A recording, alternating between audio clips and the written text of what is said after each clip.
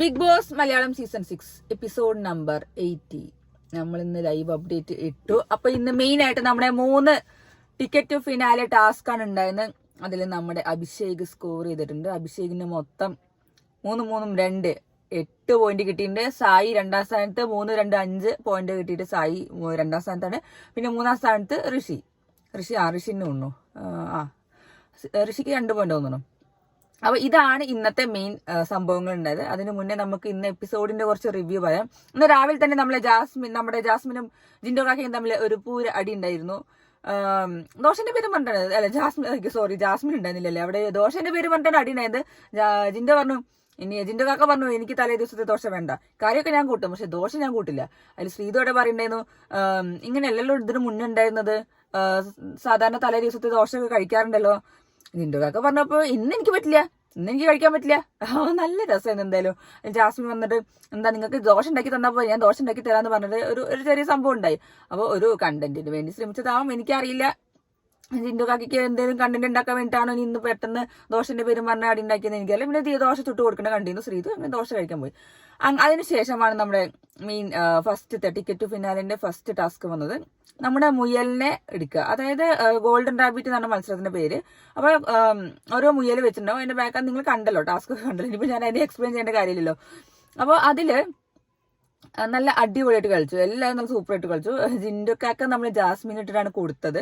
ജാസ്മിന്റെ കട്ട ഫുള്ള് കളഞ്ഞു. ജാസ്മിനെ പുറത്തേക്കാനുള്ള ഉദ്ദേശം തന്നെയാണ്. അല്ലെങ്കിൽ ജാസ്മിനും ജിൻഡോയും കൂടി അവിടെ വന്നിരുന്നപ്പോൾ ജാസ്മിൻ പറയുന്നത് നിങ്ങളെ ഇതാക്കി അതാക്കി എന്ന് പറയുന്നത്. ജിൻഡോ പറയുന്നുണ്ട് എന്തറിയോ നിനക്ക് ബോണസ് പോയിന്റ് ഒന്നുണ്ട്, അതുകൊണ്ട് എന്റെ അറ്റാക്ക് ഫുള്ള് എനിക്ക് നിന്നെയായിരുന്നു എന്ന് പറഞ്ഞു. ഞാൻ അറ്റാക്ക് ചെയ്യാൻ ഉദ്ദേശിച്ചത് നിന്നെയായിരുന്നു. ജാസ്മിൻ പറഞ്ഞു അപ്പൊ ഋഷിനെ എനിക്കിഷ്ടമാണെന്ന്. അപ്പോൾ ഇൻഡയറക്റ്റ് ആയിട്ട് ജിൻഡോ പറയുന്നു എനിക്ക് ജാസ്മിനെ ഇഷ്ടമല്ല, എനിക്ക് ഋഷിനെയാണ് ഇഷ്ടം, അതുകൊണ്ട് ഞാൻ ഫസ്റ്റ് ജാസ്മിനെ പുറത്താക്കുള്ളൂ. അപ്പൊ ജിൻഡോന്റെ മനസ്സിൽ ജാസ്മിൻ ഒരു എതിരാളിയാണ്, അതുകൊണ്ട് ജാസ്മിൻ എങ്ങനെയെങ്കിലും പോയിന്റ് കിട്ടാതിരിക്കാൻ വേണ്ടി ജിൻഡോ പരമാവധി ശ്രമിക്കുന്നുണ്ട്. അങ്ങനെ അതുകൊണ്ട് ജാസ്മിൻ അങ്ങനെ ദേഷ്യം വരുന്നുള്ളൂ. ഈശ്വരായി ജിൻഡോ എന്നെയുള്ള പുറത്താക്കുന്ന രീതിയൊക്കെ പിന്നെ ഫുൾ സംസാരിക്കുന്നു.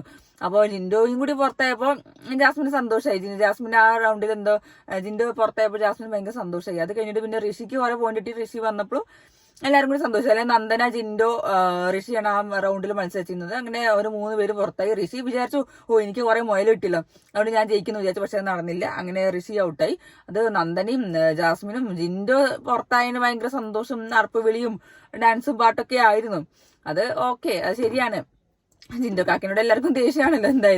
ജിൻഡോ എന്തായാലും ഉദ്ദേശം നേരിട്ട് കറക്റ്റ് ചെയ്തു. ജാസ്മിനെ പുറത്താക്കണം വിചാരിച്ചു, ജാസ്മിനെ പുറത്താക്കി. എനിക്ക് തോന്നുന്നത് അത് കഴിഞ്ഞിട്ട് സംസാരത്തിൽ എനിക്ക് തോന്നുന്നത് ജിൻഡോന് കളി മനസ്സിലായിട്ടില്ല. ജിൻഡോന് കാര്യമായിട്ടുള്ള കളി മനസ്സിലായിട്ടില്ല എന്നാണ് എന്റെ ഒരു ഇത്. കാരണം അതിനുശേഷം സായിയും ഋഷിയും നോറയും കൂടി സംസാരിച്ചപ്പോൾ സായി പറഞ്ഞിട്ട് നീ ആ ജിൻഡോനെ വാക്കൊന്നും കേട്ട് കളിക്കൽ നിൽക്കട്ടെ, കുറച്ച് ബുദ്ധി ഉപയോഗിക്കുക. ജിൻഡോനെ ഒന്നും മനസ്സിലാവില്ല, നീ മനസ്സിലാവാത്ത സായി എടുത്തിട്ട് നീ തലയിൽ കയറ്റി നീ അതും കൂടി ഉള്ള കളിയും കൂടി കളയലെന്നുണ്ട് സായി ഋഷിക്ക് പറഞ്ഞു. അത് നല്ല ഐഡിയ തന്നെയാണ്. കാരണം ജിൻഡോനെ ഒന്നും മനസ്സിലായിട്ടില്ല കളി, അതുകൊണ്ടാണ് ജിൻഡോ അത് പുറത്തേക്കൽ. ജാസ്മിൻ അവിടെ നിന്ന് ഉപദേശിക്കാൻ കൊടുത്തപ്പോഴും ജിൻഡോ അത് സാരില്ല, ഫസ്റ്റ് നീയല്ല ഔട്ട് ചെയ്ത്, അത് കഴിഞ്ഞിട്ട് ഞാൻ ഔട്ട് ചെയ്തെന്നുള്ള ഒരു ഇതിൽ നിൽക്കുകയായിരുന്നു. അപ്പൊ ജിൻഡോന് മെയിൻ ആയിട്ട് വേണ്ടിയിരുന്നത് ജാസ്മിനെ പുറത്താക്കുന്നത്, അത് നടക്കും ചെയ്തു. അതായത് എനിക്ക് കിട്ടിയില്ലെങ്കിൽ ആദ്യം ഇവിടെ പുറത്തേക്കാം, പിന്നെ ഞാൻ പോയാലും കുഴപ്പമില്ല എന്ന രീതി തന്നെയായിരുന്നു ജിൻഡോനുള്ളത്. അത് രണ്ടുപേരുടെ സംസാരത്തിൽ നമുക്ക് കറക്റ്റ് മനസ്സിലായി. അതിൽ സായി ഋഷിനോടും പറയണതും നീ ജിൻഡോ കാക്കന്റെ വർത്തമാനം കേൾക്കല്ലോ, പൊട്ടത്തരൊക്കെ ആവും, ഒന്ന് ആലോചിച്ച് ചെയ്താൽ മതി എന്നൊക്കെ ഋഷിനോട് പറഞ്ഞു. ഋഷി എന്നൊക്കെ പറഞ്ഞു, ഞാൻ നിനക്ക് കാര്യങ്ങൾ കറക്റ്റ് എന്ന് പറഞ്ഞെന്നൊക്കെ സായി പറയുന്നത്. അത് കറക്റ്റ് പോയിന്റ്സ് തന്നെയാണ്. സായി ഇന്ന് 3 ടാസ്കിലും കറക്റ്റ് സായി പറഞ്ഞു കൊടുക്കാൻ നമ്മൾ ശ്രദ്ധിച്ചാണ്. സായിക്ക് കറക്റ്റ് ഗെയിമും മനസ്സിലായി, എങ്ങനെയൊക്കെ ചെയ്യണം എന്നുള്ള കാര്യമൊക്കെ കറക്റ്റ് സായിക്ക് മനസ്സിലായിരുന്നു. അപ്പൊ അത് കഴിഞ്ഞു പിന്നെ നമ്മുടെ ഏറ്റവും മെയിൻ ആയിട്ടുള്ള ഇത് ലക്കും കൂടി ഉള്ള ഗെയിം കേട്ടോ. ഫസ്റ്റ് ടാസ്ക് എന്ന് പറഞ്ഞാൽ ലക്ക് വേണം. ആ ഒരു കാർഡ് എടുക്കുമ്പോൾ അവരെ ഫോട്ടോ വന്നാലേ അവർക്ക് ബാക്കിയുള്ളവരെ കൂട് പൊളിച്ചിട്ട് എടുക്കാൻ പറ്റുള്ളൂ. അപ്പൊ അത് കഴിഞ്ഞിട്ട് സായി, സിജോ, അഭിഷേക്, അർജുനൊക്കെ ഉള്ള സമയത്ത്, ശ്രീധുവിന്റെ സമയത്ത് എല്ലാവരും കൂടി പിന്നെ ശ്രീധുവിനെ അറ്റാക്ക് ചെയ്യാൻ തുടങ്ങി. ശ്രീധുവിന്റെ കൂട് പൊളിച്ചു, അങ്ങനെ റാബിറ്റ് കൊടുത്തു. അങ്ങനെ ശ്രീധുവിനെ ഔട്ടാക്കി. അങ്ങനെ ലൈവിലൊക്കെ ഇങ്ങനെ എല്ലാം കുറെ കമന്റ്സ് ഉണ്ട്, എന്താണ് ശ്രീധു അങ്ങനെ ഇതില്ലാത്തൊരു ശ്രീധുവിനെ എന്തിനാ ഔട്ടാക്കിയത് എന്നൊക്കെ രീതിയിൽ. അതൊക്കെ അവരുടെ ഗെയിം പ്ലാൻ ആണ്. നമ്മൾ കണ്ടില്ലേ, സായി, സിജോ, എന്താ പറയാ അഭിഷേക്, അർജുൻ, ഇവരാണ് പിന്നെ 4 പേരുണ്ടായിരുന്നത്. അത് കഴിഞ്ഞിട്ട് അടുത്ത റൗണ്ടിൽ പിന്നെ സിജോയും അർജുനും ഔട്ടായി. അങ്ങനെ സ്വാഭാവികം. പിന്നെ ഏറ്റവും ഫൈനൽ ടാസ്കില് ഏറ്റവും രസം എന്താണെന്ന് വെച്ചാൽ സായിക്ക് 5 മുയലിനെ കിട്ടി, അഭിഷേകിന് 4 കിട്ടി, അല്ല 3 കിട്ടി. അതിൽ സായി അഭിഷേകിന് 1 കൊടുത്തു. അത് ഗെയിം, സത്യം പറഞ്ഞ ഗെയിം തന്നെയാണ്. അത് എന്താന്ന് വെച്ചാൽ സായി പറഞ്ഞു നമ്മൾ രണ്ടുപേരും 4 പോയിന്റ് 4 ഇത് വെച്ചിട്ട് കളിക്കുക, എന്നിട്ട് അതിനനുസരിച്ച് നമുക്ക് ഫൈനലിൽ ആരാ ജയിക്കുക എന്നുള്ളത് നോക്കാം. സായിക്ക് അവിടെ ഒരു സെൽഫിഷ് ഗെയിം കളിക്കേണ്ട ആവശ്യം തോന്നിയിട്ടുണ്ടാവില്ല. അതാണ് എനിക്ക് ഇന്ന് ഉച്ചയ്ക്ക് ഞാൻ കറക്റ്റ് ഇത്രയും സാധനങ്ങളൊന്നും ഞാൻ കണ്ടിട്ടുണ്ടായില്ല. ഇന്നാണ് ഈ എപ്പിസോഡിലാണ് ഞാൻ കറക്റ്റ് സാധനം കണ്ട്.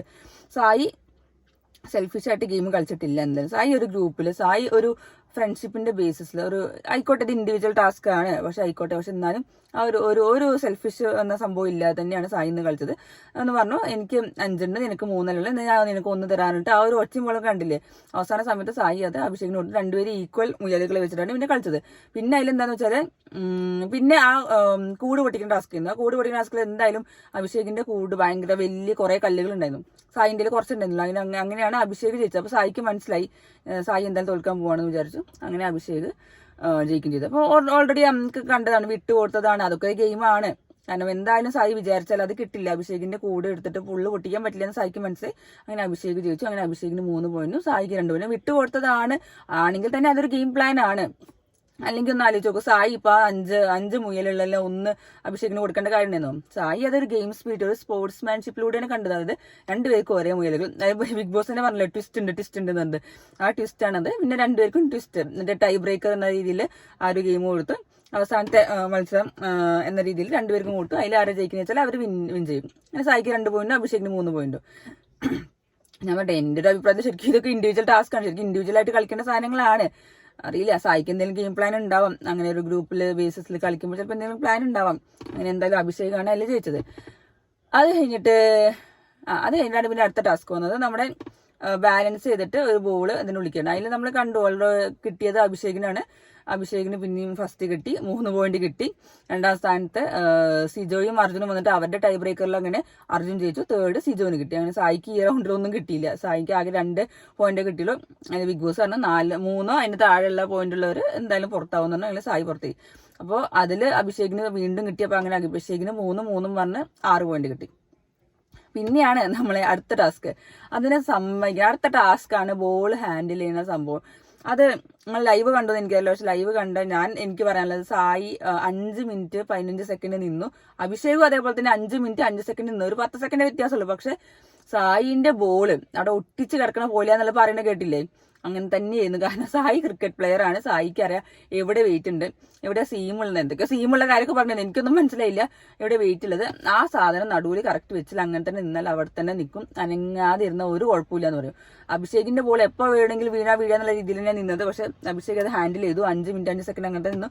പക്ഷെ സായി അതിൽ സൂപ്പറായിട്ട് കളിച്ചു. സായി അഭിഷേക് നല്ലോണം കളിച്ചു. അതിൽ സായി എനിക്ക് ഭയങ്കര ഇഷ്ടപ്പെട്ടു. കാരണം ആ ബോൾ ഒട്ടി പിടിച്ചെടുക്കുന്ന പോലെ ഒരു അനക്കമില്ലാതാണ് സായി 5 മിനിറ്റ് 15 സെക്കൻഡ് കളിച്ചത്. അത് ശരിക്കും പറഞ്ഞാൽ നല്ല അടിപൊളി ഗെയിമാണ്. എന്റെ മനസ്സിലേക്ക് സായിക്ക് ഇങ്ങനത്തെ കോൺസെൻട്രേഷൻ കളികൾ, പന്തുകളിൽ വെച്ചുള്ള കളികളൊക്കെ ആണെങ്കിൽ സായി എന്തായാലും സൂപ്പറായിട്ട് കളിക്കുന്ന എനിക്ക് മനസ്സിലായി. കോൺസെൻട്രേഷനുള്ള കളികൾ സായി എന്തായാലും ജയിക്കുന്നു. എനിക്ക് ഒരു ചെറിയൊരു ഹോപ്പ് ഉണ്ട് എന്തായാലും.